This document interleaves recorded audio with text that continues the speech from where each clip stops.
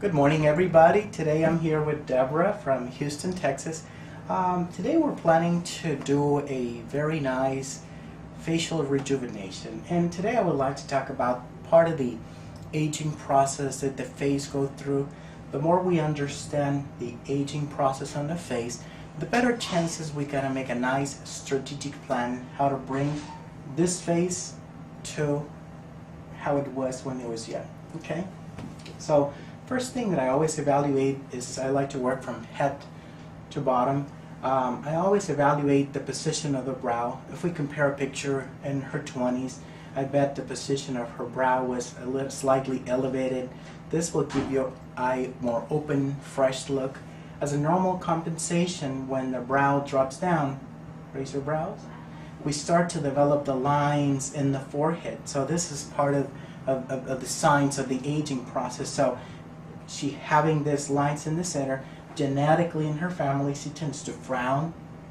So this is a very strong muscle right in the center every time she frowns. So what we're going to do today, basically it's a beautiful technique that's minimal invasive. I do a small incision inside the hairline. There's no hair loss involved. Basically what we can do is undermine and release the muscles inside to get a smooth surface on the forehead.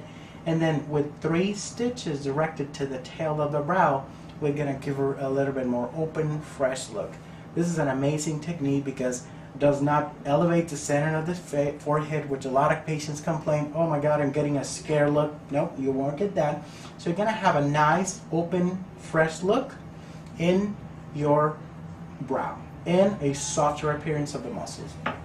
Coming down a little bit, I bet she used to have a nice full cheekbones when you were young. A part of the aging process, the cheekbones are starting to empty out. You get a little bit of the hollow, empty look in the lower eyelid. The nasolabial fold starts appearing.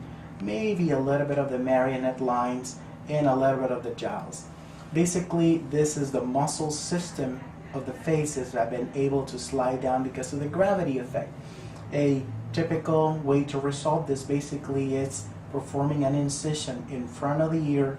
I like to go always behind the tragus, around the earlobe, and we're able to undermine the skin, grab the muscle system and bring this up to be able to get this fullness in the cheekbone again. So once we're able to bring the cheekbone fullness, then we should be able to eliminate the excess of skin in front of the ear. The other element that we're going to consider will be some of the looseness of the skin. She's in perfect ideal weight. It doesn't have any fat deposit. A lot of my patients with the aging process, they tend to they tend to deposit a little bit of fat. Not her, thank God. So a lot of my patients, I end up removing the fat, but then I address the muscles and the skin and the excess of skin. So you can tell by a pinch test that she has approximately an inch of skin.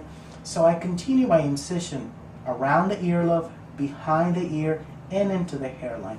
And from here, we should be able to basically just tighten the muscles to create a suspension on the neck and eliminate the excess of skin. One of the first concerns of a lot of patients is, oh my God, am I going to have a scar in front or back of my ear? The key element to do not have a lot of scar is avoid excessive tension. If you are not adding excessive tension to the suture line, you're going to have a nice pleasant scar, almost invisible, because we're not adding tension.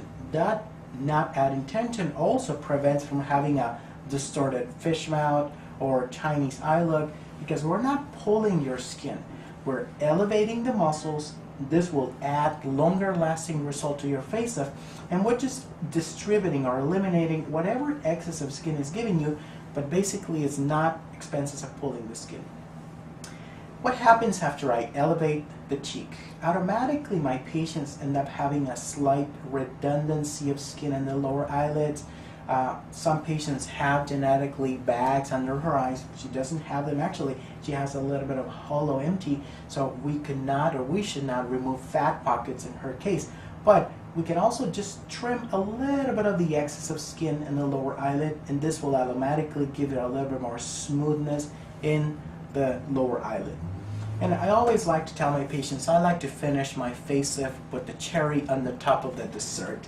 And that means addressing the mouth. Part of the aging process, we always notice our beautiful changes, but the mouth suffers basically a couple of things. Our lips become thinner, the distance between the base of the nose and the lip becomes longer, and you lose a little bit of the volume. That automatically is giving you a little bit of the fine lines, or some people call them smoker lines, even you don't smoke. Right. That just this, when you pucker or try to kiss, you see those fine lines. So for me, it's very important that the face pretty much looks evenly youthful appearance. So I always like to begin with a resurfacing around the mouth, which is a mechanical scraping of a dermabrasion.